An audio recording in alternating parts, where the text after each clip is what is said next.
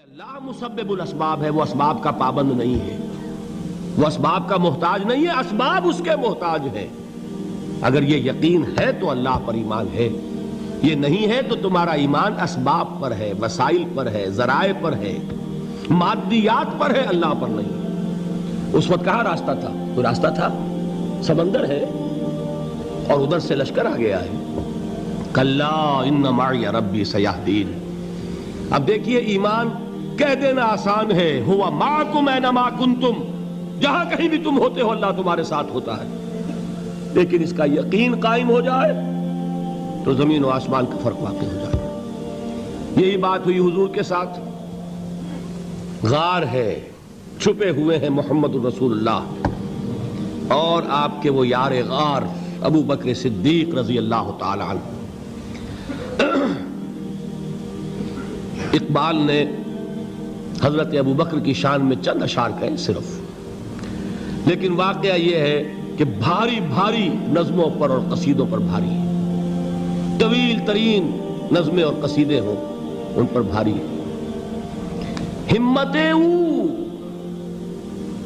ابو بکر کی ہمت جو ہے، کشت ملت را جو ابر، جیسے بارش سے کھیتی اپجتی ہے، ابو بکر کی ہمت اور عزیمت اس امت کو اسی طرح سینچنے والی ہے۔ ثانیے اسلام و غار و بدر و قبر، وہ دوسرے تھے اسلام میں، دوسرے پہلے کون تھے؟ انا اول المومنین، حضور فرماتے ہیں سب سے پہلا ایمان لانے والا میں، دوسرے ابو بکر۔ ویسے ہمارے ہاں یہ چلتا ہے اختلاف، حضرت علی پہلے ہیں کہ حضرت ابو بکر پہلے ہیں، لیکن اس میں بڑی خوبصورت تطبیق قائم کی ہے علماء نے اور بہت صحیح ہے۔ چار کے بارے میں فیصلہ ہی مت کرو کہ کون پہلے ہے، ان کی ایک عجیب تقسیم کر دی ہے۔ آزاد مردوں میں، بالغ مردوں میں سب سے پہلے ابو بکر، بچوں میں سب سے پہلے علی، خواتین میں سب سے پہلے خدیجہ، اور غلاموں میں سب سے پہلے زید ابن حارثہ۔ بڑی پیاری تقسیم ہے، یہ چاروں ہی پہلے ہیں، ہر ایک کے لیے اولیت ہے۔ اور واقعہ یہ ہے کہ اگر زمانی اعتبار سے تعین ہوگا تو پہلے خدیجۃ الکبریٰ آئیں گی رضی اللہ تعالی عنہ۔ کسی اور سے بات کرنے کی نوبت بعد میں آ سکتی ہے، پہلے تو اہلیہ محترمہ سے بات ہوئی، آتے ہی پہلی وحی ہوئی ہے، ابھی تبلیغ کا حکم نہیں تھا۔ کس کو بتایا واقعہ؟ ابھی اپنی نبوت کی تبلیغ کا تو حکم ہی نہیں آیا۔ واقعہ کس کا ہے؟ وہ خدیجہ کا ہے۔ جب کہا ہے کہ خشیت علی نفسی، مجھے اپنی جان کا اندیشہ ہے، تو کیا جواب دیا خدیجہ نے رضی اللہ تعالی عنہا؟ وہ صدیقۃ الکبریٰ ہے۔ صدیقات جو ہیں خواتین، ان میں چوٹی پر خدیجۃ الکبریٰ ہے رضی اللہ تعالی عنہا، اور صدیق جو مرد ہیں ان میں صدیق اکبر ہے ابو بکر صدیق رضی اللہ تعالی عنہ، لیکن صدیقات میں چوٹی پر۔ جب حضور نے فرمایا خشیت علی نفسی، کیا فرمایا؟ کیا عرض کیا؟ کیسے تسلی دی؟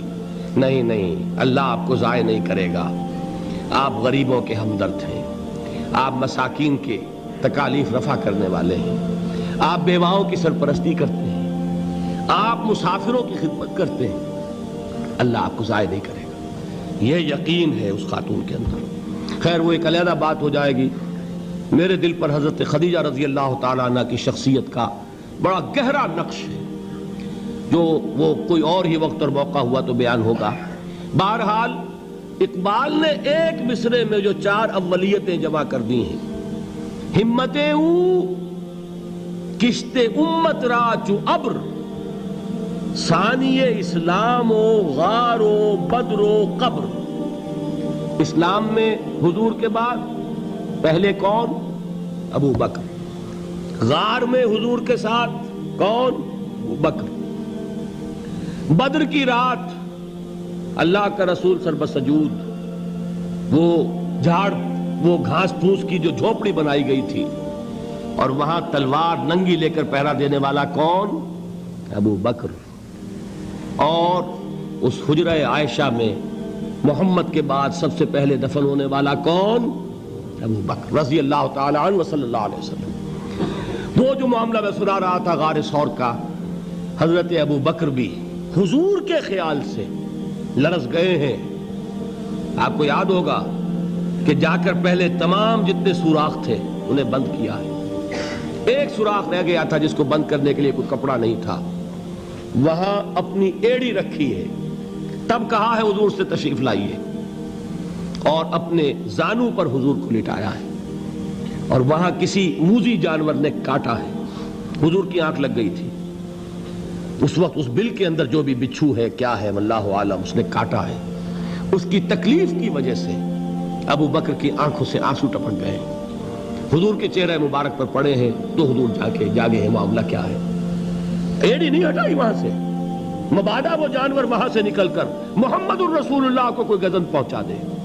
ابو بکر کی ایڑی ہے, جس طرح چاہے کھا لے, ختم کر دے, جان نکل جائے تب کوئی آنچ آئے محمد پر تو آئے, لیکن جیتے جی نہیں. وہ ہے ابو بکر.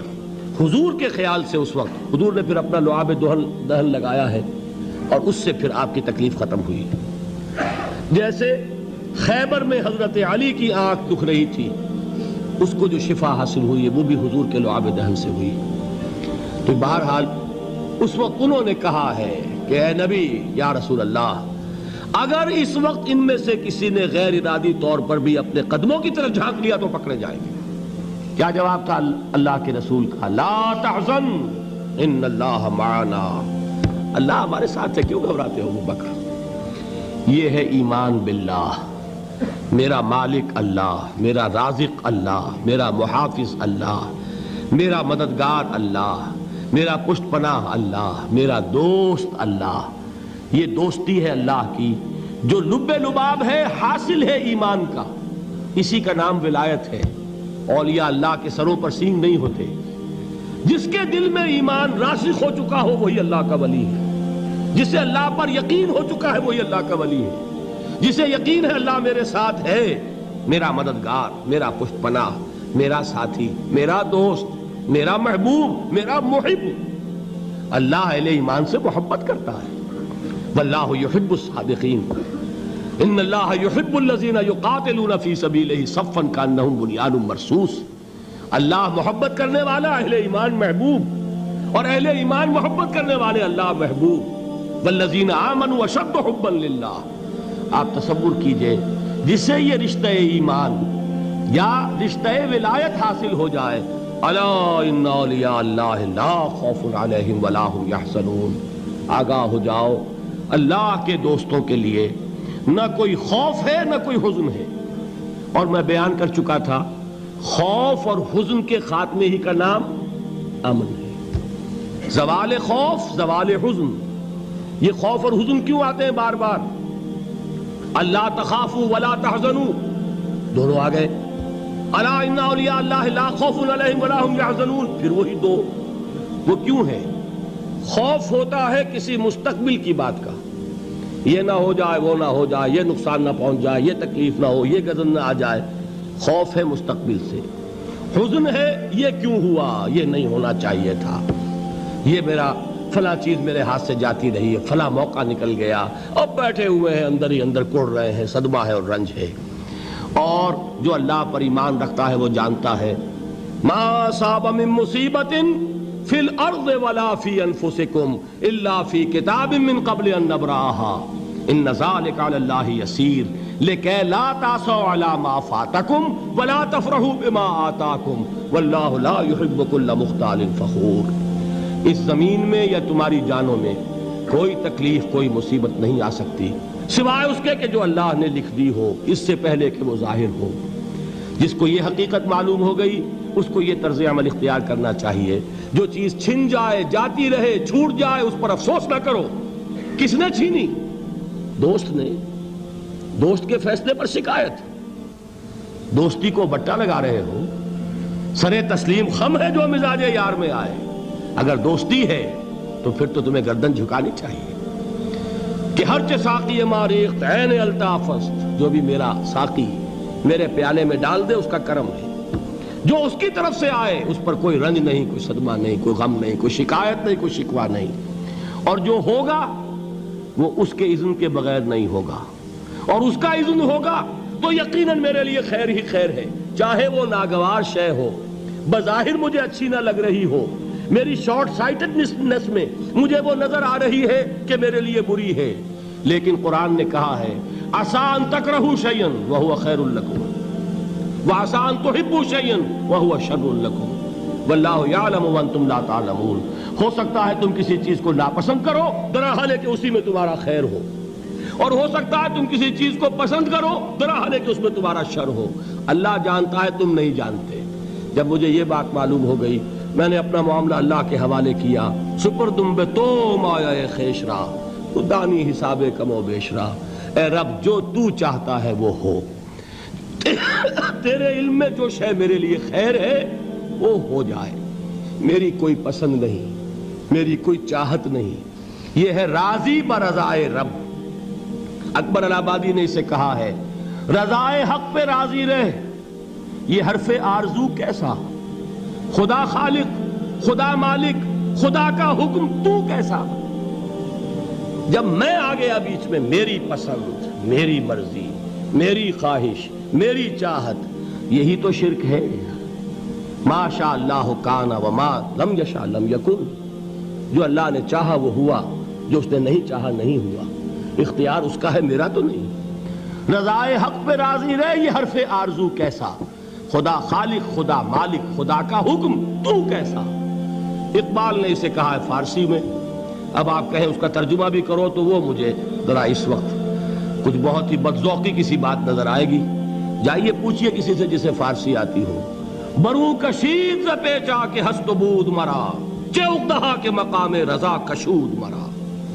مجھے تو تمام پیچ و خم سے نکال دیا اس مقام رضا نے، میں راضی برضائے رب ہوں، جو فیصلہ اس کا میں اس پر راضی۔ تو کہاں کا حزن اور کس کا خوف، یہی زوال حزن اور زوال خوف، یہی ہے امن، یہ نتیجہ ہے ایمان کا۔ تو جان لیجئے یہ ہے لب لباب، یہ ہے حاصل ایمان کا، یہ ہے تو ایمان ہے، یہ نہیں ہے تو ایمان نہیں۔